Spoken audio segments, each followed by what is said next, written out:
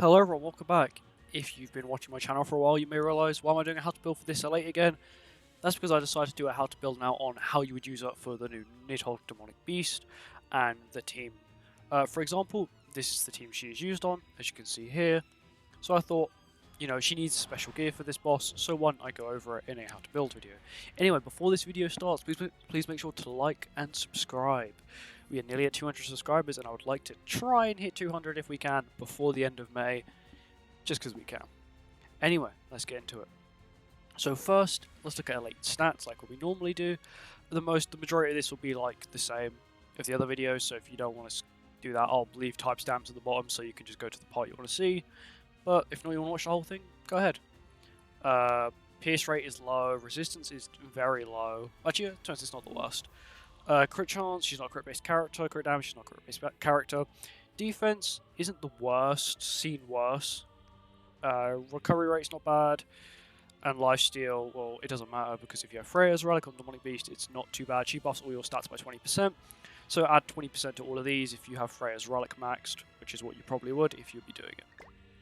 So when it comes to her cards, she has the very old style Deplete Old Gauge card, which Green Merlin has, Red Zeldris has it. I think that there's only one character or two characters that have the really good Deplete Old Gauge card, and that is Terry, and I believe it is Red, the newer Red Easton, the Awakened Red Easton.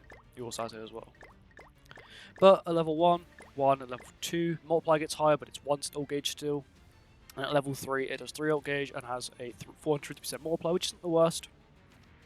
But the main key reason that she is very good are these two cards. The first one being that she removes debuffs. Number one, it's a Solidify, which is the same as the new Magelda that just dropped. And then it's literally the same buff card as the Magelda. But it's still very good at cleansing, as well as adding those resistance stats, which is 30% resistance is quite a bit, especially when it stacks up to 3 times. That's 90% extra resistance. So characters like her go from having, resistance of, let's just say, if you have Max Freya Relic as well, you're looking at 63. You got 63, right? And you add another 90 to it. You're looking at, 153% resistance, which is very good, especially on a very hard demonic beast. And let's just say you then have her ultimate as well, which removes all debuffs from your team, grants you debuff immunity, and increases your defense-related stats for 120% for 4 turns. If you're wondering how it scales, 10% every time. So a 1/6, you're looking at about, I want to estimate 90%. 90% attack, defense-related stats. These defense-related stats also include resistance again. So if let's say you have the 153% resistance, you add another 120%, or 90% more, of course, if you are 1/6. You're looking at 243% resistance, which is very high, as well as your defense itself also being very high, as well as having your defense-related stats. That means crit resistance and crit defense, which is very useful, especially for Demonic Beasts, because Demonic Beasts normally nowadays, they crit you very often, they do a lot of damage when they crit, and that's something you don't really want. So she's a very good overall character, and the fact that it lasts 4 turns allows you to cycle very quickly, and the only difference between 1/6 and 6/6 is the actual amount of defense. There's no other special effects, it doesn't last for more turns, it's the exact same amount of turns, just a little bit higher defense. So of course, the difference between 1/6 and 6/6 is around 60% defense-related stats, which is quite a bit. But of course, it's not going to, completely break it. It is still possible with 1/6. I do have her 3/6.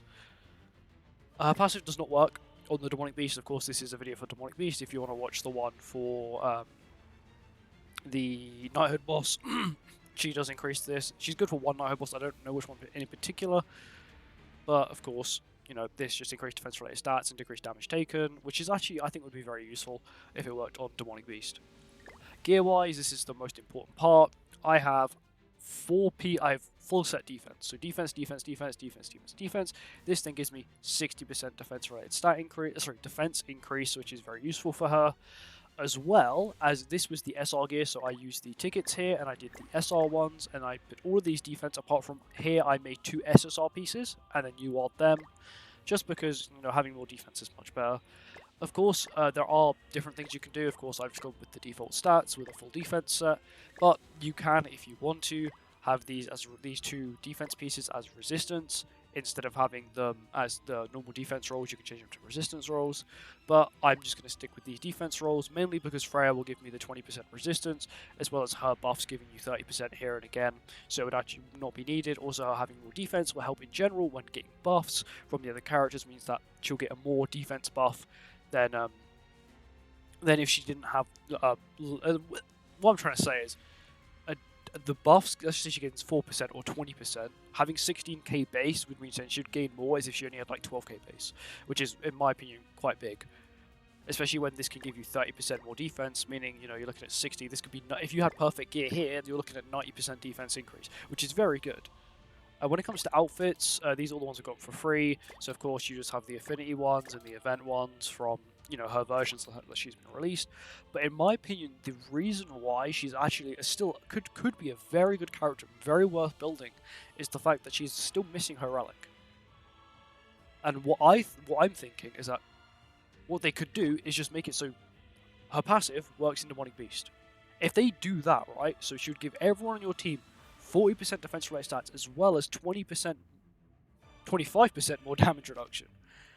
And let's just say, her passive says you need one of every single attribute of the default set, meaning strength, HP, red, blue, and green. And what do we have on this team? This is the Demonic Beast team. That's currently the best team for Demonic Beast. Red, green, blue. The exact thing what we need. And you've got male, which is light, but doesn't matter. You only need one of each to be represented. That's what it states. So, you have this. You know, you get the damage reduction from Mael, you then get damage reduction from Ellatte, you then get the increased stats from Freya, you then get more increased defense related stats from Ellatte, which would be very useful. And then, you know, all of this kind of stuff will stack up and become very useful, especially for this Demonic Beast, for more free-to-play players, people with lower box CCs, people with lower constellations. It'll make it much easier for those people to be able to complete it. And I think that, yes, it may cost the new Demonic Beast material, which it probably will if they were to release her with a relic nowadays, but it would definitely be worth it. For example, this list has a relic. Her relic is actually very useful for the team, increasing everyone's HP-related stats, I believe, by 10 or 15%, which is a lot. 10 or 15% HP-related stats is like lifesteal, and that effect happens after the Demonic Beast lowers your stats by 40%, so you immediately have 15% HP-related stats, which is insane. You immediately have 15% lifesteal without Freya's relic even proccing, which is insane.